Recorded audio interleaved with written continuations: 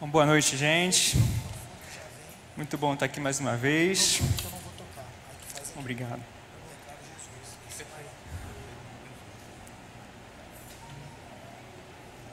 Lembro da última vez que estive aqui pregando, né? Ano passado. Ainda antes de passar por alguns vales aí na minha vida. Estava pregando em Romanos 8. E Deus tem sido muito bondoso comigo e com a minha família, né? Apesar de todas as lutas que muitos de vocês já sabem, né? Do que a gente passou, mas Deus tem sido sempre bondoso, misericordioso, consolador, tudo aquilo que Ele prometeu, né?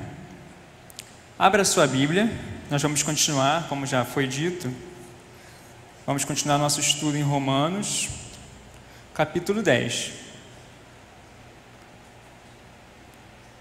Romanos 10, nós vamos ler do 1 ao 4. Romanos capítulo 10, dos versos 1 ao 4.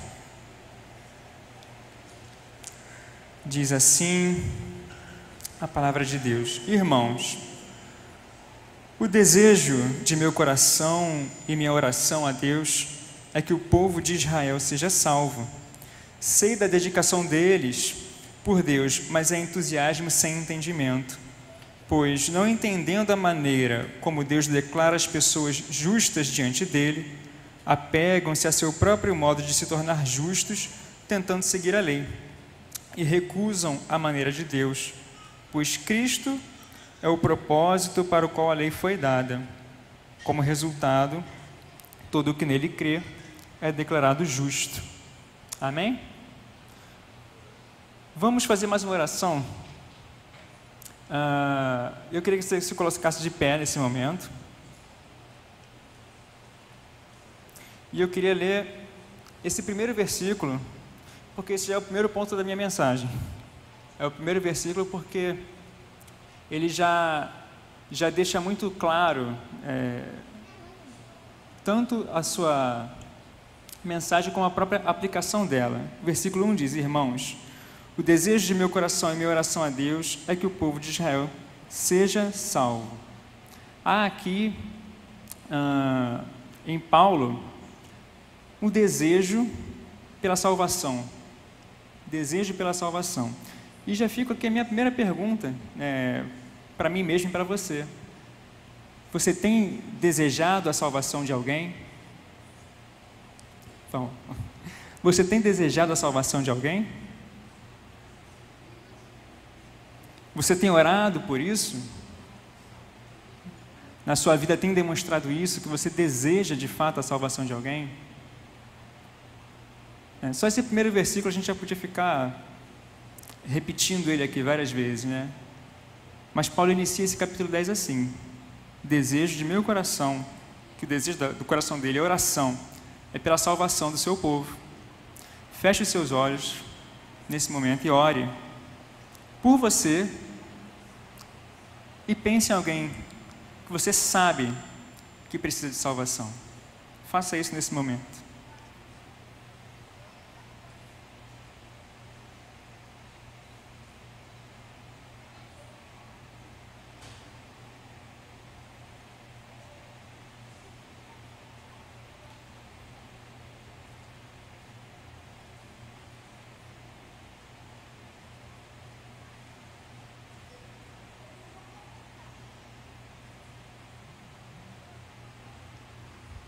Senhor, estamos aqui reunidos nessa noite, Pai, entregando a Ti toda a nossa vida, Pai. Quantas vezes, Senhor, temos negligenciado, Deus, a Tua palavra e temos negligenciado o testemunho que precisamos dar. Senhor, o Senhor é um Deus salvador. Eu Te peço, Pai, que o Senhor salve, Deus. Se há alguém aqui que ainda não Te conheça, Senhor, salva, Deus. Aquele nosso amigo de trabalho, colega de escola, de faculdade, salva, Pai. nós te pedimos, Senhor, que o Senhor venha até nós com salvação, Deus. Que nós desejemos, Pai, a salvação das pessoas, que nós vivamos por isso, Senhor.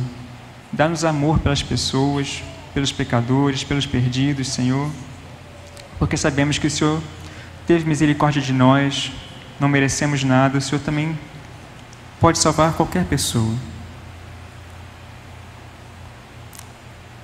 Nós te agradecemos pela tua salvação que encontramos em Cristo, Senhor, e te pedimos que sejamos também instrumento de salvação aos outros, em nome de Jesus. Amém. Pode se sentar. Paulo, o apóstolo dos gentios, o apóstolo aos gentios, desejando a salvação dos judeus.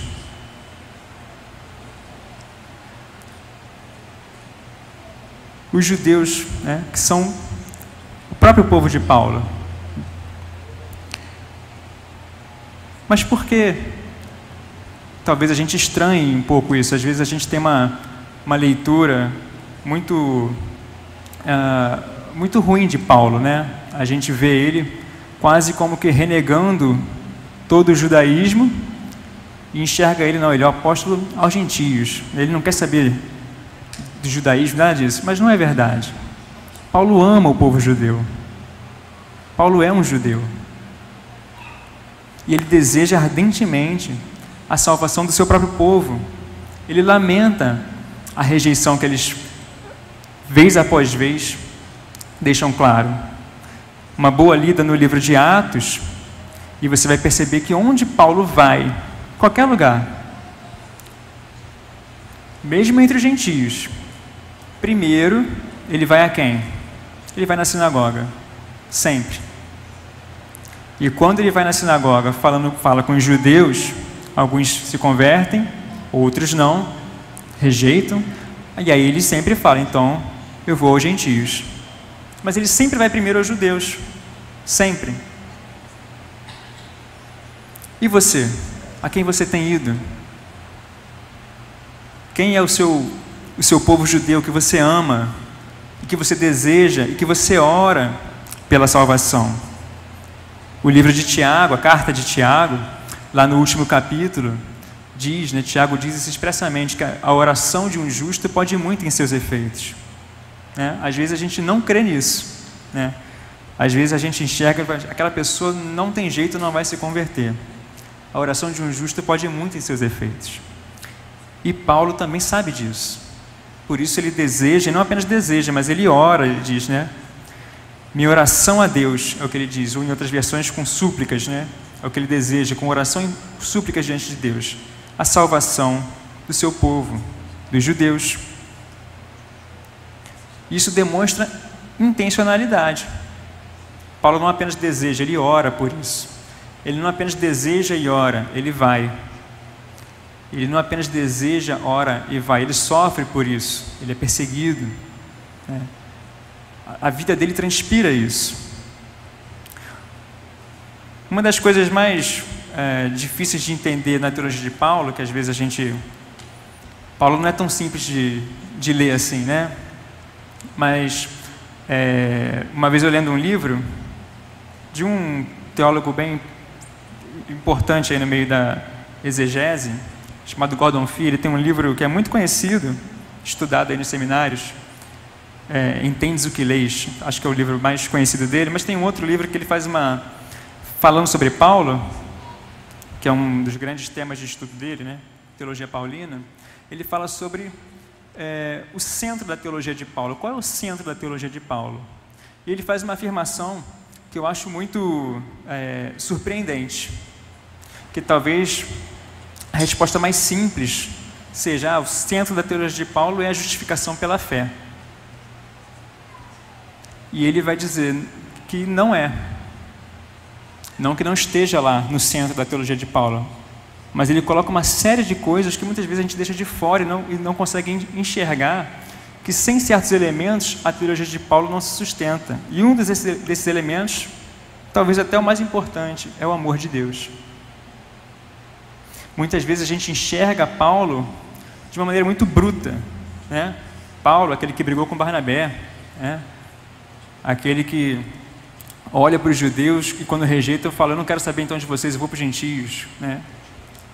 Mas não é essa a característica que está presente e que flui de uma leitura atenta das suas cartas e do próprio livro de Atos. É o amor. Não por isso ele escreve na sua primeira carta aos Coríntios, o seu capítulo 13, tão famoso e tão profundo sobre o amor. O amor de Deus está presente de maneira profunda na teologia de Paulo. Tem muita gente ao seu redor que precisa ver isso, que precisa que alguém deseje a salvação dele. Existem povos no mundo não alcançados, né? Existem povos no Brasil não alcançados, que nunca ouviram falar de Jesus. Tem tribos indígenas que a gente nem sabe que existe, mas não tiveram nenhum contato com nenhuma outra etnia. Existem pessoas, talvez na rua, que conhecem muita coisa de evangelicalismo, né, do gospel, mas talvez nunca tenham ouvido de fato a mensagem de Jesus. São povos não alcançados também. E nós? A gente deseja a salvação dessas pessoas? A nossa vida tem demonstrado isso?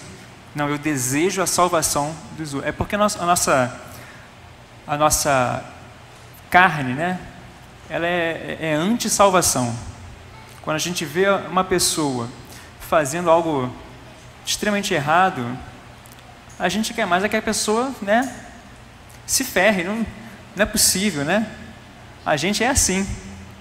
Quando a gente olha para a história da morte, da crucificação de Jesus, e vê aqueles dois ladrões, só fizeram coisa errada, estavam ali sendo crucificados com Jesus, um ainda zomba de Jesus, né? E o outro fala assim, você e eu, se dirigindo ao outro ladrão, né? A gente está aqui porque a gente merece, a gente fez porque está aqui sendo crucificado, mas ele não. E ele vira para Jesus e pede, né? Lembra-te de mim quando entrares no teu reino. E a resposta de Jesus é mais surpreendente ainda, porque Jesus vira para ele e fala, ainda hoje você estará comigo no paraíso. Mas como assim? Ele fez tudo errado. Ele mesmo diz que estava ali porque merecia. Certamente o julgamento de Jesus não seria diferente. Diria, realmente, você fez tudo errado mesmo. E nosso ímpeto, né, é condená-lo também. Às vezes a gente olha para o povo judeu e para os mestres da lei, para os fariseus, com aquele olhar bem, realmente, são hipócritas, né? Mas a mensagem de Jesus e o confronto que ele faz também é para nós, porque muitas vezes nós também agimos da mesma forma como os mestres da lei e dos fariseus. Muitas vezes a gente não deseja a salvação do outro. E a gente se apega, muitas vezes, né, no nosso tempo de igreja. Já foi falado aqui, eu estou no departamento há muitos anos, né, então posso falar isso. Às vezes a gente se apega a essas coisas e não deseja a salvação do outro. Romanos 9, já foi dito aqui, já passamos por essa passagem, né? Em Romanos 9, versículo 3, Paulo fala algo surpreendente. Ele diz, falando sobre o povo judeu ainda, né? Versículo 3. Vou ler a partir do 2. Meu coração está cheio de amarga tristeza e angústia sem fim por meu povo, meus irmãos judeus. Eu estaria disposto a ser amaldiçoado para sempre e separado de Cristo, se isso pudesse salvá-los. Esse é Paulo. Esse é Paulo. Uma declaração tão profunda, tão ousada, de amor e de desejo de salvação pelo perdido. Não fosse assim, ele não teria feito suas viagens, não teria passado por naufrágios, não teria sido preso, açoitado, apedrejado, a ponto de ser considerado morto, não teria se apresentado diante de tantas autoridades romanas fazendo a sua defesa, não teria debatido com os filósofos gregos em Atenas, não teria voltado para Jerusalém sabendo e sendo avisado pelo próprio Deus de que ali sofreria mais uma vez. O que movia Paulo? O que movia a sua teologia? O que movia a sua vida? O amor de Deus. Amor esse que, de acordo com o próprio Jesus, é o resumo da lei. Amar a Deus e ao próximo. E Paulo não faz diferente. Coloca isso em prática. Segundo ponto que eu queria trabalhar é essa própria rejeição dos judeus. Os judeus rejeitaram, muitos rejeitaram. E Paulo, um pouquinho antes, no final do capítulo 9, vai dizer sobre a incredulidade de Israel, né? É um texto que já foi trabalhado, né? Mas eu vou retomar porque emenda aqui no capítulo 10. No capítulo 9, eu vou pegar do verso 30, diz o seguinte: o que significa tudo isso? Embora os gentios não buscassem seguir as normas de Deus, foram declarados justos, e isso aconteceu pela fé. Já o povo de Israel, que se esforçou tanto para cumprir a lei, a fim de se tornar justo, nunca teve sucesso. Por que não? Porque tentaram se tornar justos por meio de suas obras e não pela fé. Tropeçaram na grande pedra em seu caminho. A esse respeito, as Escrituras afirmam: põe em Sião uma pedra que os faz tropeçar, uma rocha que os faz cair, mas quem confiar nele jamais será envergonhado. Paulo está aqui citando Isaías, nos capítulo 6, versos 9 e 10. Passagem essa que é citada não apenas em Romanos, mas nos 4 evangelhos. Nos 4 evangelhos. Os judeus rejeitaram o seu Messias, o Messias. Mas a rejeição dos judeus não significa dizer que eles deixam de ser alvo do amor de Deus. Se nós pegarmos e voltarmos lá nos evangelhos, abra comigo aí em Mateus, capítulo 23. Nós temos uma passagem muito interessante, é um discurso de Jesus. Um discurso extremamente duro. Extremamente duro. Na minha Bíblia aqui, o capítulo 23 tem um título, né? Os títulos não estão nos textos originais, né? São colocados aqui para nos guiar. Mas o meu título já diz assim: Jesus critica os líderes religiosos. E se você começar a ler o capítulo 23, você vai ver que realmente é tudo isso. Jesus faz um discurso dos mais duros a eles, aos fariseus, aos mestres da lei. Duríssimo discurso. Não vou ler o capítulo todo, depois você chega em casa e dá uma lida, né? Porém, ao final do seu discurso, um discurso que é motivado pela rejeição daqueles mestres, dos fariseus, dos judeus, no final do seu discurso, Mateus registra lá no versículo 37 um lamento de Jesus. Depois de um discurso duríssimo, Jesus faz um lamento, onde ele diz: Jerusalém, Jerusalém, cidade que mata profetas e apedreja os mensageiros de Deus. Quantas vezes eu quis juntar seus filhos como a galinha protege os pintinhos sob as asas, mas você não deixou, ou você não quis. Olha o lamento do próprio Jesus, do próprio Deus. Houve rejeição? Sim. Mas ainda são alvo do amor de Deus.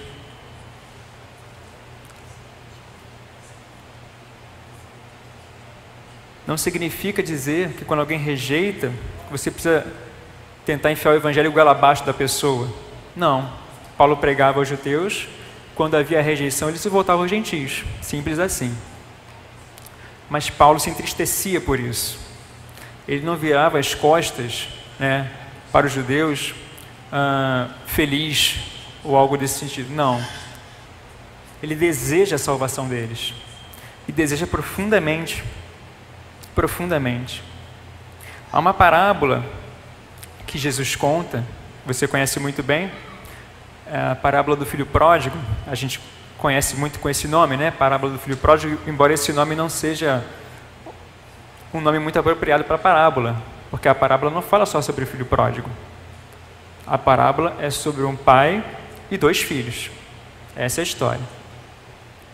E a gente se concentra muito na história do filho que vai embora, e que é uma reflexão lindíssima que Jesus faz, né? A respeito da volta ou do arrependimento dos pecadores. Mas existe um outro filho nessa história. Quem é esse outro filho? Com quem Jesus está falando quando ele conta essa parábola? Não apenas essa, mas ele conta 3 parábolas. Essa é a terceira.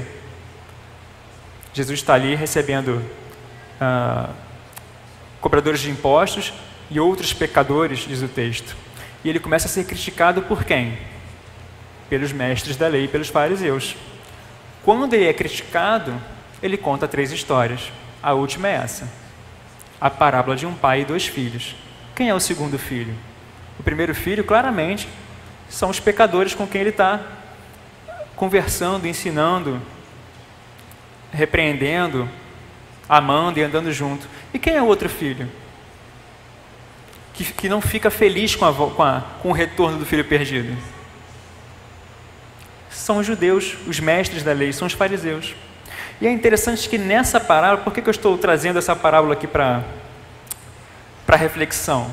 Porque nessa parábola, embora nós tenhamos todo o discurso duro de Jesus com relação a eles, nessa parábola, Jesus os retrata como um filho também, como filho amado. Filho esse a quem o pai se dirige e fala: meu filho, tudo que eu tenho é seu.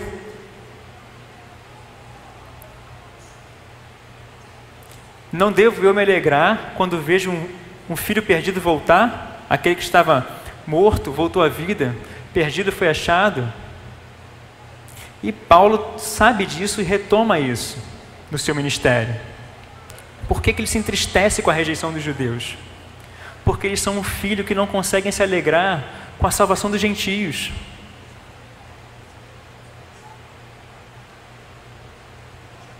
A rejeição, sim. Mas o amor de Deus está sempre presente. O amor de Deus está sempre presente.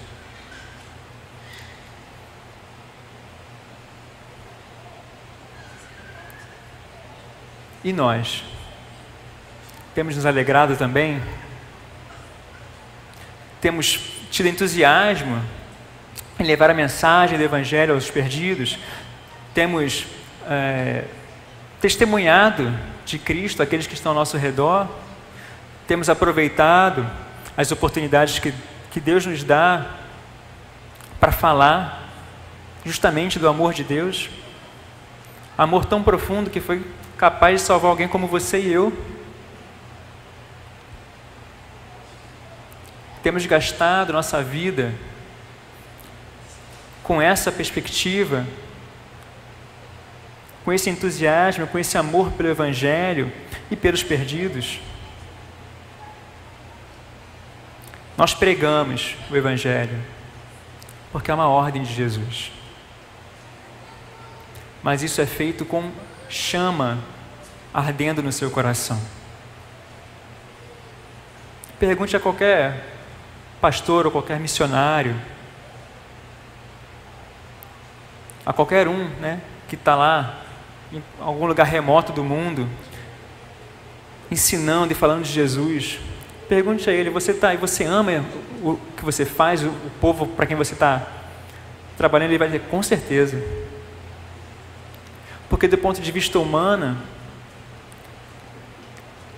o resultado é muito pouco. Muitas vezes você ir para um lugar sem nenhum tipo de estrutura, né? Eu lembro aqui, por exemplo, pastor Gunther, entre os indiferentes, né? Criando filhos numa aldeia distante. Olha que loucura. podendo criá-los com uma boa educação na cidade, passam a vida entre os índios. O que os motiva? Sim, a ordem de pregar. Mas uma boa exegese do texto deixa claro que isso é acompanhado de amor pelos perdidos. O desejo de Paulo é o amor pelos perdidos, a salvação daqueles que não conhecem e daqueles que inclusive rejeitam. Porque é com muita tristeza que Paulo vê essa situação. Cristo, o propósito da lei. Versículo 4 diz: pois Cristo é o propósito para o qual a lei foi dada. Como resultado, todo o que nele crê é declarado justo, é justificado. No texto que nós lemos um pouquinho antes da citação de Isaías, né? Fala sobre uma pedra de tropeço. Quem é essa pedra de tropeço? Você sabe quem é, né? É Cristo. E por que os judeus rejeitaram, né? Não todos os judeus, né? Sempre há ali um remanescente. Mas por que eles tropeçaram nessa pedra fundamental? Por falta de entendimento. O próprio Paulo tropeçou também. Paulo, quando se converte, ele não passa a adorar um outro Deus. A questão é que o entendimento dele estava errado. Ele seguia a lei. Mas agora, finalmente, ao se encontrar com Jesus no caminho de Damasco, ele entendeu justamente o fim da lei, a finalidade da lei. Aquele para quem a lei apontava, Jesus.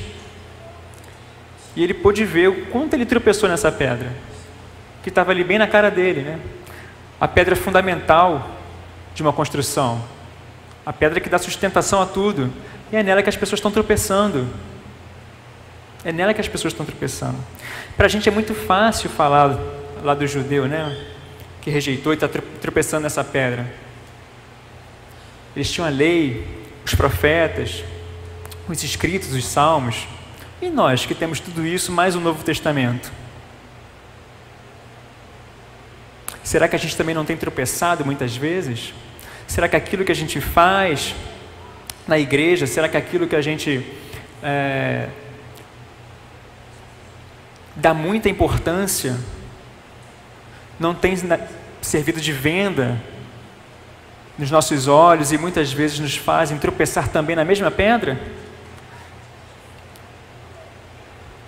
Será que muitas vezes o nosso próprio trabalho, família, igreja, não tem sido algo no seu olho que tapa a sua visão e você não consegue enxergar também Cristo? Tão evidente para nós.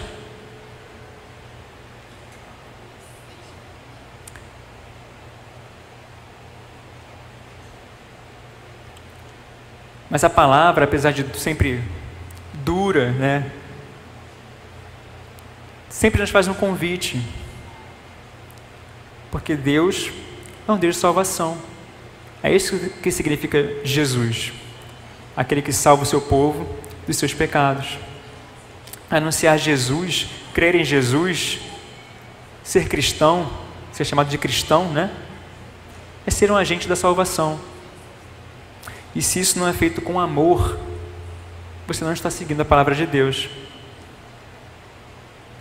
Tem uma história que eu ouvi, muito interessante. Eu estava mexendo no Instagram, como qualquer ser humano normal no século 21. E de repente apareceu para mim um vídeo, um Reels, de um pastor da igreja presbiteriana, vocês devem conhecer, é o reverendo Jeremias Pereira. Ele prega também com o Hernandes Dias Lopes. Apareceu um vídeo dele para mim, eu assisti. Ele contou uma história que eu achei muito interessante, muito interessante. Ele é pastor presbiteriano. Ele disse que ele foi, certa vez, visitar um culto de uma igreja pentecostal, né? E aí ele fala, olha, imagina, né? presbiteriano, que tem horror a várias coisas, foi lá no culto pentecostal e levou alguns amigos dele, né? Levou, enfim, para poder ver, né, aquela experiência, né, aquela coisa tão diferente, né? E eles foram lá, chegaram lá na igreja, estava cheio, e eles não conseguiram sentar juntos. Então um sentou lá, outro ali e tal, ele no meio, e estão lá, no meio daquele culto. E aí começa o louvor, e aí a pessoa que está ministrando começa, vira para o seu irmão do lado e fala que ele é lindo. E ele lá, o reverendo Jeremias, né, já... coisa horrível, né? Virar para o seu irmão do lado, falar que ele é lindo, né?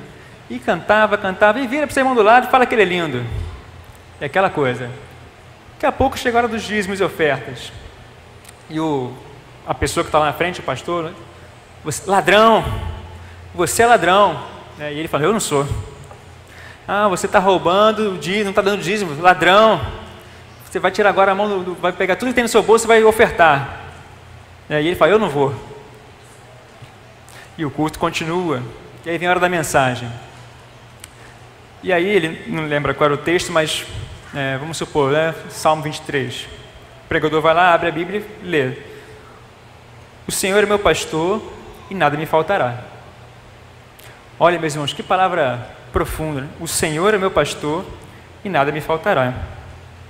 Meus irmãos, que coisa, né, abençoada, né? O Senhor é meu pastor e nada... E foi assim, né?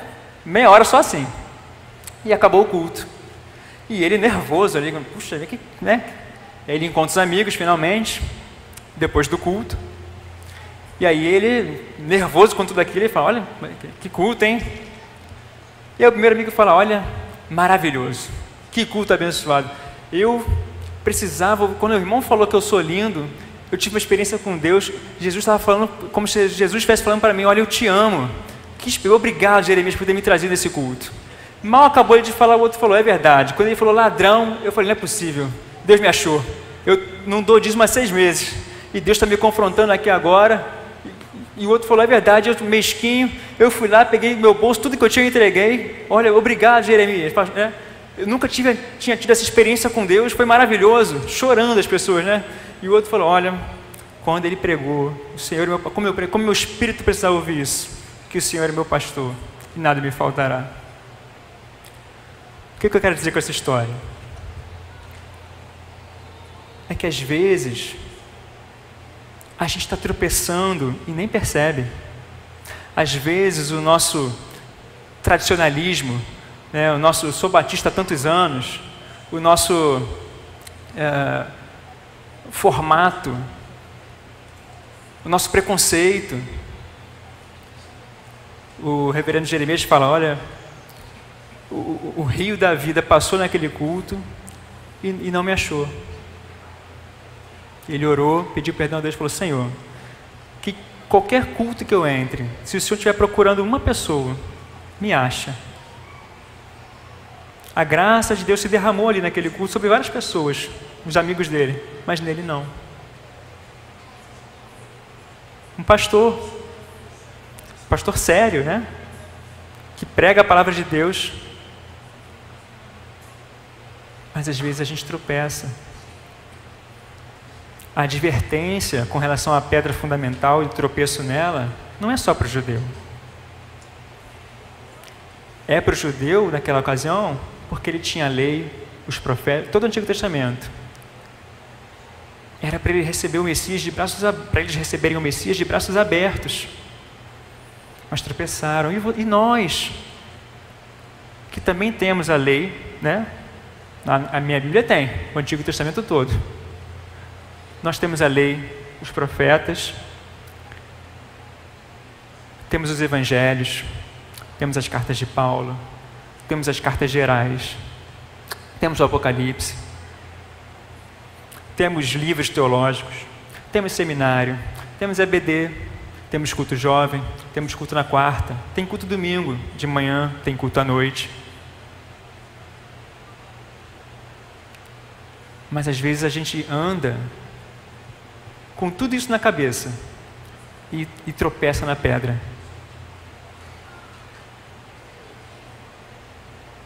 Às vezes a gente anda com tudo isso e tropeça também. Por isso, o versículo 4 deixa claro: Cristo é o fim da lei, o propósito, a finalidade. Cuidado para não tropeçar nele.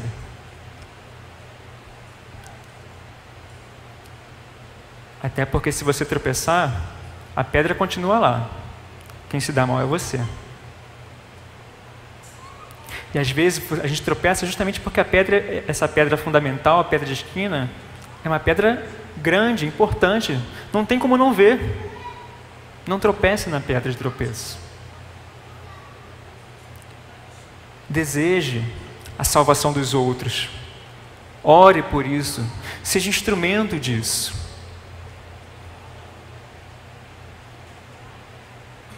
A vida do apóstolo Paulo transpira isso. E Paulo fala isso, ele sabe muito bem do que ele está falando. Porque ele tinha muito zelo pela lei, como ele vai dizer, né, em outras passagens. Fariseu da tribo de Benjamim, seguidor da lei. Conhecia muito bem, aprendeu aos pés de Gamaliel. Tinha o melhor ensino que ele podia ter com relação ao Antigo Testamento e aquilo que o seu povo tinha como aliança.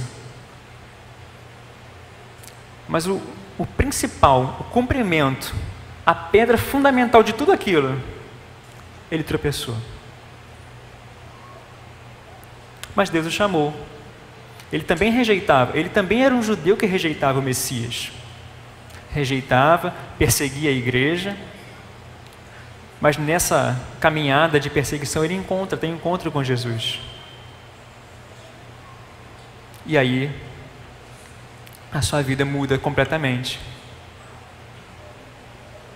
Deseje a salvação dos perdidos. Viva por isso. E cuidado para não tropeçar na pedra. Porque talvez a gente tenha todo o nosso discurso teológico, né? A nossa vivência de igreja, né? Não, eu estou na igreja, eu faço isso, eu sirvo. Mas você não é chamado para ser membro de igreja. Tem que ser. Mas você não é chamado só para isso. Na verdade, você não é chamado para isso. Isso é uma consequência. Você é chamado para crer em Cristo e servi-lo. O resto é uma consequência. Consequência disso. E cuidado, para que a gente não tropece nessa pedra. Ame os perdidos. Ame a Deus acima de tudo, né? Resumo da lei. Certamente, se você ama a Deus, você ama os perdidos também. Fique de pé no seu lugar. Abaixe sua cabeça mais uma vez. Nós vamos fazer uma oração.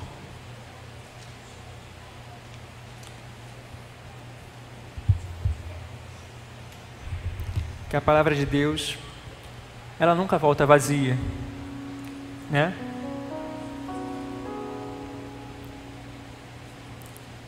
Abaixe sua cabeça e ore, feche seus olhos e peça a Deus que sonde o seu coração, porque Deus conhece, né? Deus te conhece melhor do que você mesmo. Então peça a Ele que sonde o seu coração e que te faça enxergar aquilo que você precisa enxergar, aquilo que você precisa confessar diante de Deus, aquilo que você precisa abandonar, aquilo que você precisa abraçar.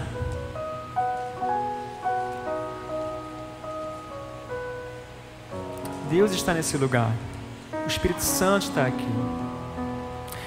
Não saia daqui, nem de culto nenhum, como se fosse uma coisa qualquer. Você está na presença de Deus. Não importa qual é o culto que você está. Deus está aqui. Ele está aqui. E Ele ama você. Morreu por você. Se há alguém aqui que não teve ainda o encontro com Cristo, peça a Deus misericórdia. Não tropece na pedra, mas que ela seja também o fundamento da sua vida. Que a sua casa seja construída sobre a rocha. Para muitos ele é pedra de tropeço, para os que rejeitam, né? Mas para quem crê, esse não é confundido, nem envergonhado.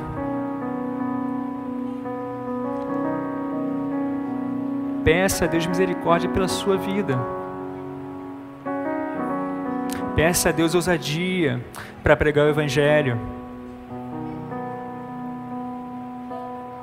Quantas pessoas nós conhecemos e a gente nunca falou de Cristo.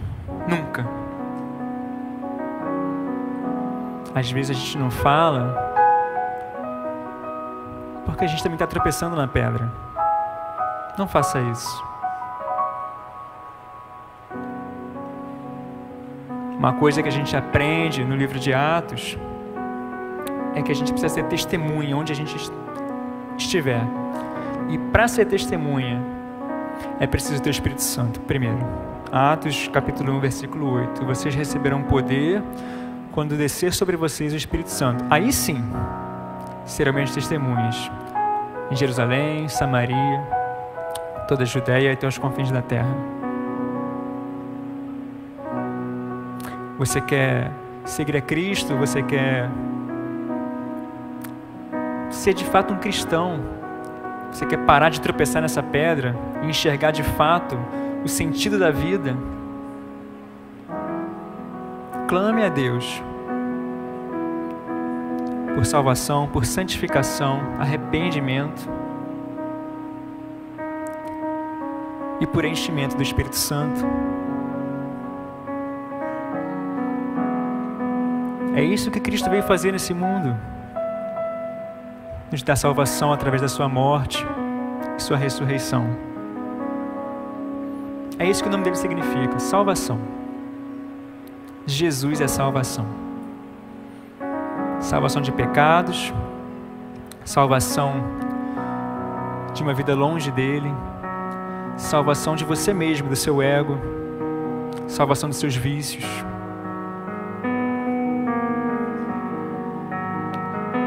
Cristo, o propósito da lei, o fundamento, a finalidade.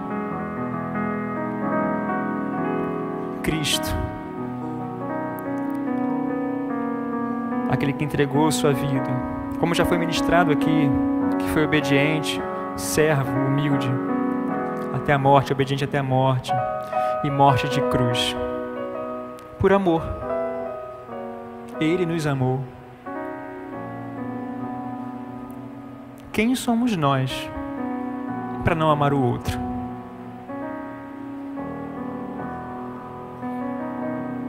Quem a gente pensa que é para, sendo cristãos, não ter amor pelo outro?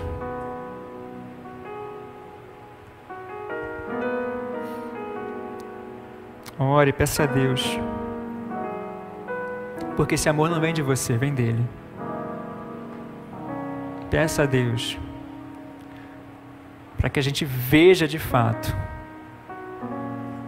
essa pedra fundamental. Peça a Deus e clame a Ele por misericórdia.